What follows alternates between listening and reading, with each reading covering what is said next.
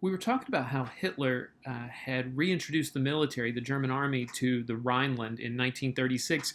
And that same year, he's going to get involved in a foreign conflict of sorts. Over in Spain, a civil war had been brewing for some time. The government of Spain, the royal government, had become a little on the socialist side. And not only were they becoming a little more socialist, but they started talking about developing a very friendly stance with the Soviet Union.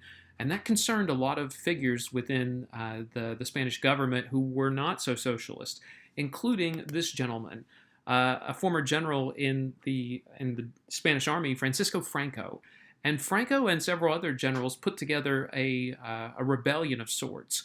They called themselves the Nationalists, who were interested in supplanting the government because they did not believe a far left socialist communist government was in the best interest of Spain, and they felt like there was a lot of political unrest and bad policy decision making on the part of the government.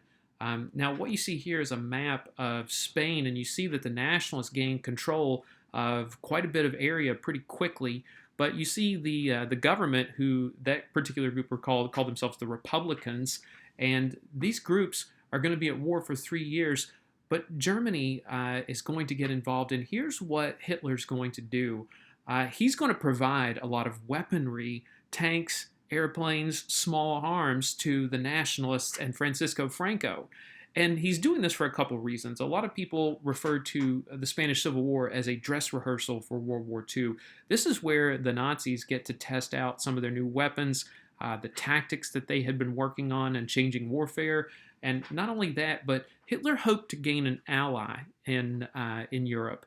Spain was rich in natural resources. Francisco Franco's politics weren't exactly the same, but he was probably closer to fascism than he definitely was to, he was closer to fascism than he was to communism. So Hitler sees this as an opportunity to make a friend.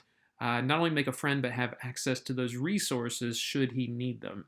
So, of course, the nationalists and Francisco Franco are going to take that help. The Republicans are going to get a lot of resources from the Soviet Union, including weapons. But to make a long story short, after a 3-year conflict, Francisco Franco and the nationalists are going to seize control of Spain, and Hitler thinks he's got himself a long-term friendship here, and it appears early on that that's the case. Okay? Now, Hitler's not done in rearming and getting Germany access to more resources.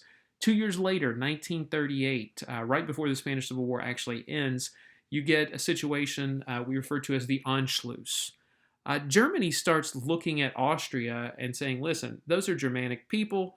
We have similar languages. We have similar religions, customs, and we want to invite Austria to become part of the German nation.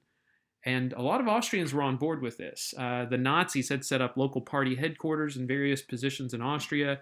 Many Austrians are buying into what the Nazis are selling, because after World War I, the Austro-Hungarian Empire was broken up. Austria sees this as an opportunity to unite with the German nation. And Anschluss is a word meaning unification. And so initially there's some concern about this because the Treaty of Versailles had specifically forbidden such a unification. There would be no Anschluss. However, the Austrians are going to have a vote. And you see here, they put out a ballot like this where Hitler says, basically, do you want Austria to become part of the German Reich or the German government? And you see a big old circle in the middle saying yes, and then a smaller circle over there saying no. It's pretty clear what they want you to vote, and the results of that election turn out in the favor of unifying with Germany. So Hitler has made a friend with the Spanish Civil War. He's rearmed the Rhineland, and now he's brought in Austria into the fold as part of the country, and nobody does anything about it. People are kind of sitting around and watching. All right.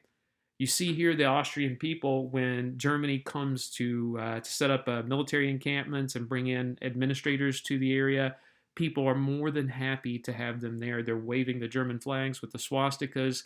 They've got smiles on their faces. For them, this is a time for celebration. Okay? If that wasn't enough, there's going to be another situation that develops, what we call the Munich crisis. Same year, shortly after the Anschluss is completed, Germany's going to make another demand here. You see right here on this particular map in Czechoslovakia, there's kind of a reddish pinkish territory of land called the Sudetenland. And the Sudetenland was part of Czechoslovakia, but the people there, a huge portion of the people, were German-speaking people. Their culture is German. And Hitler says that land should belong to us, should belong to Germany, because it's ours. And the idea of self-determination, that we should put like people with the same people to rule over them. And he insists on the land. And Czechoslovakia, not real thrilled about this. They have no intention of giving it up. Not to mention there are natural resources, factory there, and the Sudetenland also has important mountain ranges that protect them from an invasion. Okay? You also see Hitler getting bossy. He starts making reports. I want the territory, and Europe better sign off on it, or we'll come and get it ourselves. Now, this is where Great Britain and France start to wake up and take notice to what's going on. They had alliances with Czechoslovakia, and of course, France has been sounding the alarm for Germany for some time, and nobody wanted to do anything. So Hitler says, I think we can work out some type of situation. He says, let's all come to the city of Munich in Germany, and let's talk out this situation, and maybe we can come to some arrangement. So world leaders are going to meet in Munich. You see Hitler, Mussolini's going to show up, British and French representatives are there, and they're going to hammer out something called the Munich Pact. And it boils down to this. Hitler says, listen, if you give me this piece of land, if you allow me to come into the Sudetenland and take this, then ultimately I won't make any more claims for territory. I will stop asking for territory. I won't be any more aggressive. This is it. And so these leaders, Great Britain and France, they believe this is a good opportunity. This is a good deal. Ironically, Czechoslovakia is not in on these negotiations. That, for them, presents a problem because Czechoslovakia, as the name implies, it's not only got the Czech people, but Slovaks and several other minority ethnic groups within it. So it's kind of a multi-ethnic nation. And that Sudetenland, of course, has the German-speaking people. And ultimately, Czechoslovakian government officials say, if you let Germany take this piece of land, then other ethnic minorities will want to bolt and become part of their country. You'll get the Soviet Union that'll want pieces of the territory. They'll want the Slovaks. You'll get the Poles who will want to come in and get a piece of land. And he's like, this won't work. So Czech officials are pretty annoyed, obviously. Well, the British and French say, Czechoslovakia, I hate to tell you, but we're not coming to defend you.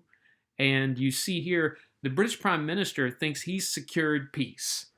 He's like, listen, the Germans have promised us that they're not going to make any more territorial demands, and we're going to be able to live in a peaceful situation now, and Europe is going to be calmed down, and Hitler says he won't be any more aggressive. This is a classic act of what we call appeasement, where it's like a small child who whines and cries and complains until you give in and give them what they want. Hitler gets what he wants, but he has no intention of keeping his word. He quickly takes the Sudetenland with his military going in, and it won't be long before exactly what the Czech government thought would happen happens. Other nations come in and gobble up the rest of Czechoslovakia for themselves.